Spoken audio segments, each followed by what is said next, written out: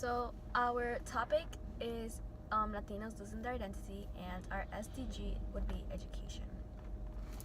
Um, this topic was chosen because as a Latina, I myself feel like I am losing my own identity because something that's really important to all Latinos is our language, since that is the one thing we all have in common, how we speak Spanish.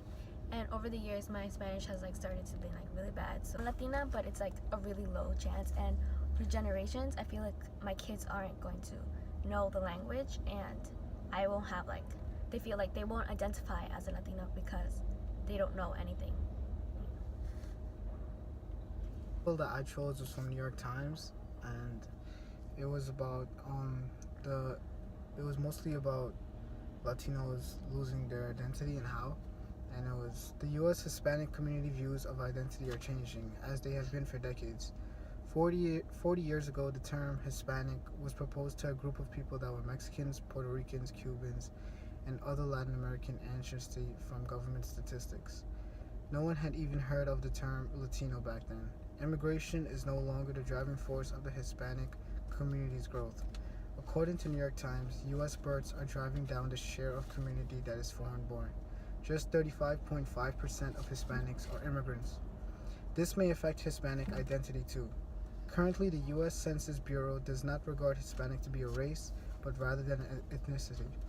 We've seen Hispanic identity evolve through recent decades, but as the number of interracial and interethnic couples increase and immigration slows down, Hispanic and Latino may be used less in the future, which goes to show how Latino identity will increasingly lose their identity as time goes on. The article I chose was from Ali Jazzara, right? And it connects to that article from the New York Times because it showed how in school after Trump's election, there was a lot of racism going on between the children, and the one student was making fun of a Latina because she's Latina, and her she was like, oh, why don't we just start building the wall for you?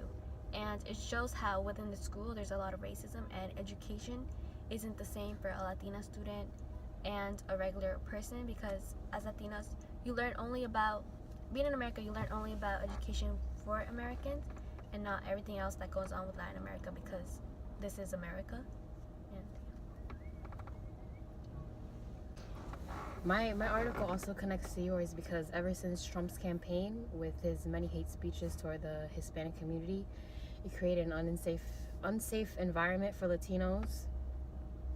In my article in The Guardian by Tina Vasquez, she explains how ever since Trump's campaign, white strangers felt more of a need to confront her about her ethnicity or asking questions if she's illegal or if she speaks English.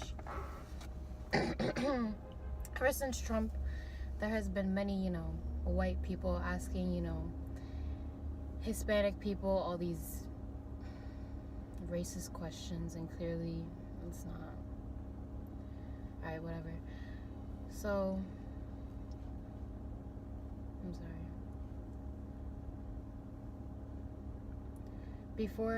In the article before, Vasquez has never experienced anything or anyone asking her about her race or ethnicity. One day she went to an ATM in her neighborhood and a white man approached her cautiously asking if she spoke English. Then he said he was lost and he didn't want to be in a bad area longer than he needed to.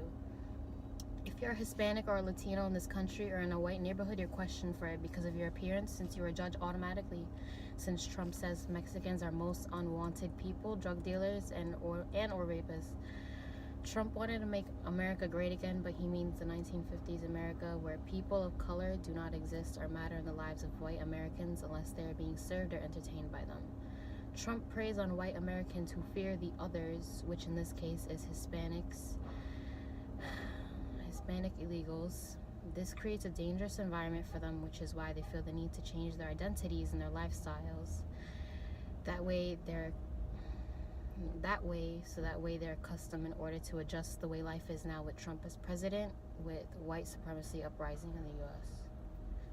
The way all of our articles intertwine is by my article shows how Latinos are losing their identity, and your article shows a story as people like everyday problems that like Latinos would have on the street, and hers gives the exact reason as to the government and how they aren't even helping the situation, how they're actually adding on to Latinos losing their identity. So that's how they're actually adding on to Latinos losing their identity. So that's everything. Okay. Well, thank you guys for watching. We'll be back with more videos. Do we give our names? Oh, my name is Dawson. My name's Diana. My name's Brittany. All right. Yeah.